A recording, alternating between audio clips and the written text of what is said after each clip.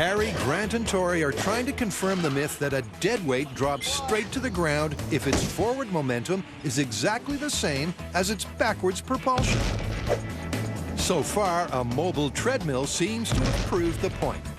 True, but you know the fans are never going to be happy if we stop right there. We have to test this at higher speeds. All right, well, why don't we ramp it up? We'll build an air cannon, fire a soccer ball at 60 miles an hour. We'll do it again inside of a moving vehicle going 60 miles an hour, see if the energies cancel each other out, and we get a vertical drop. Love it. Let's do it. Grant gets the task of building the cannon, and he's not one for half measures. This is our next step in testing this myth. It's the barrel of the largest air cannon I have ever built. Okay, here we go. 9 PSI in 3, 2, 1. Woo! Yep, that looked like 60 miles an hour to me. And a check of the high speed confirms the call. The good news is that we have our number.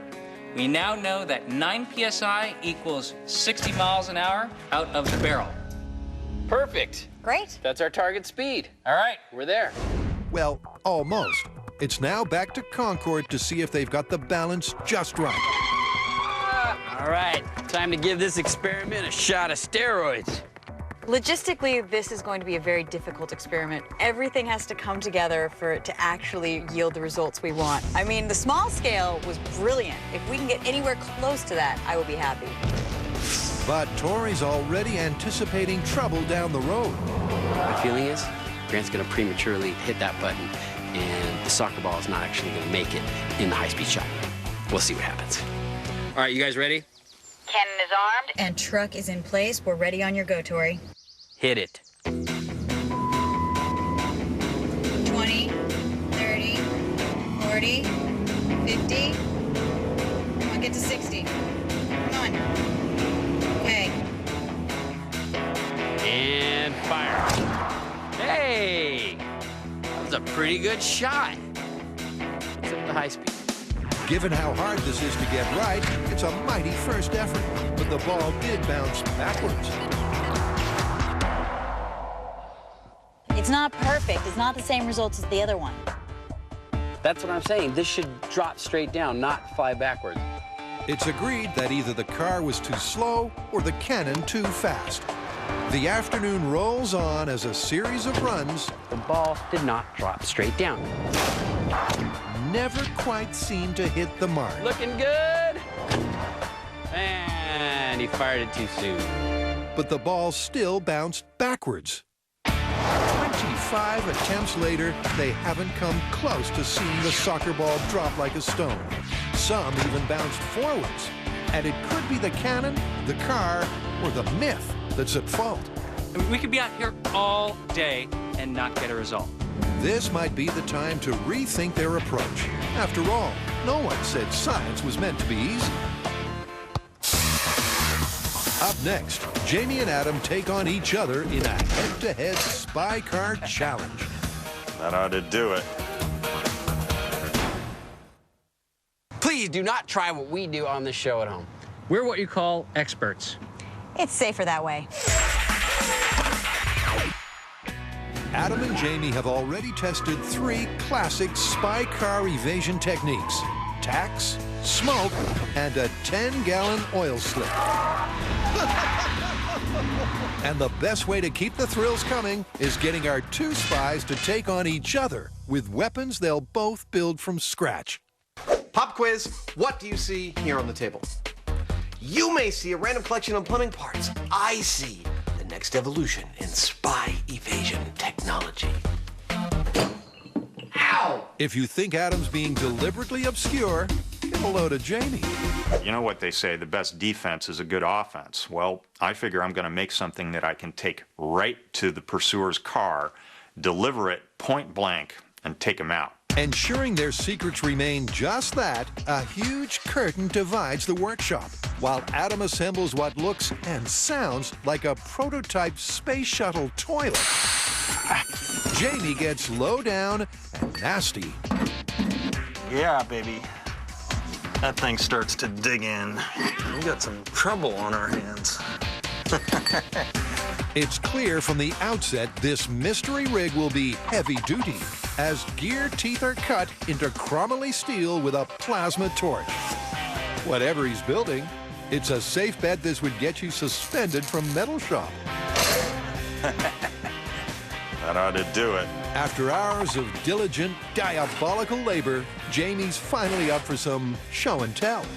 I've made this relatively simple-looking little thing out of chromoly steel, and it's flat enough to mount underneath my car, out of sight and out of mind.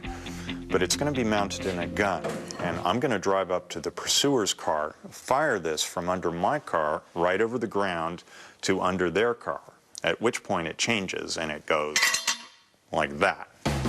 If it works on the day, that's a bona fide car crippler. Yeah. Adam, meantime, has taken his show on the road. In a radical twist, it looks like he's trying to slow himself down. That's promising right there. The idea is to shut down the chase car with a parachute blindfold, launched from that strange plumbing project. He'll cut the rig loose when it's caught enough air, the main chute deployed by a much smaller one called a drogue. I'm gonna try throwing this out as I drive and see if that launches this parachute for me. Adam takes off, and short of cutting loose the big chute, the test seems to work.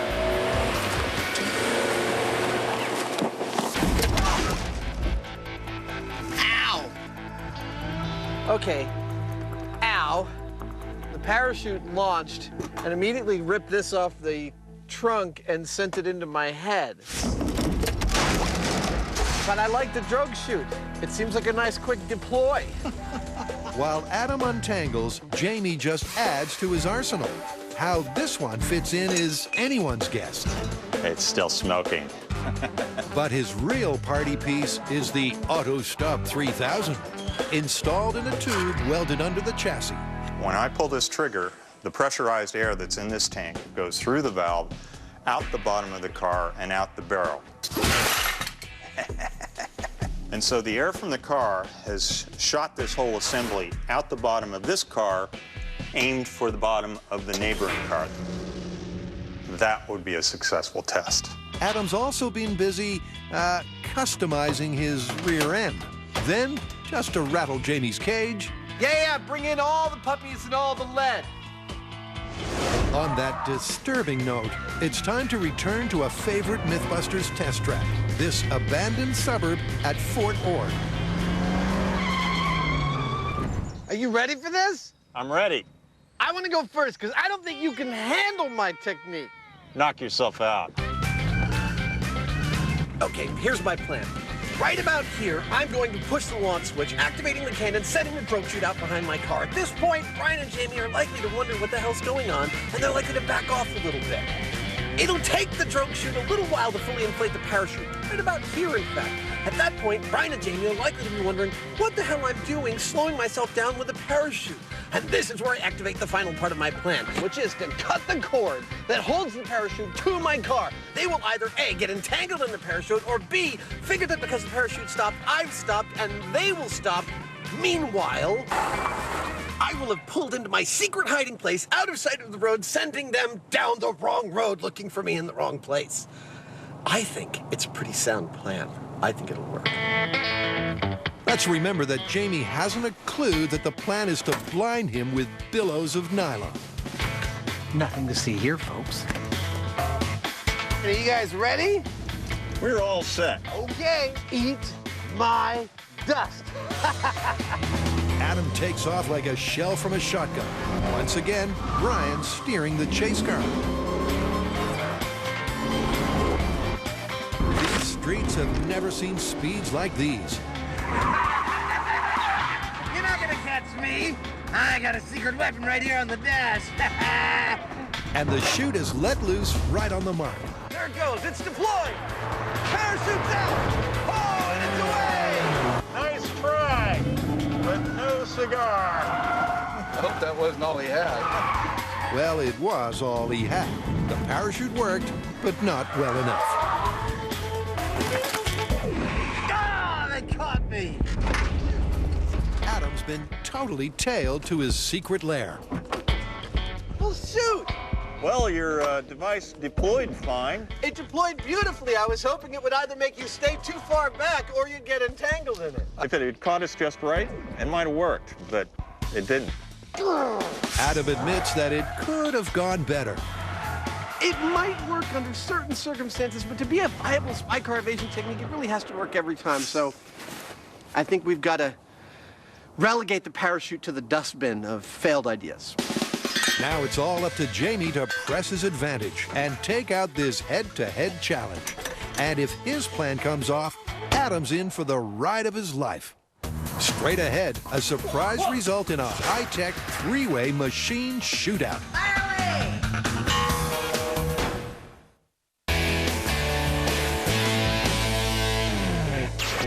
Can an object shot backwards while traveling forwards ever drop straight to the ground? It's a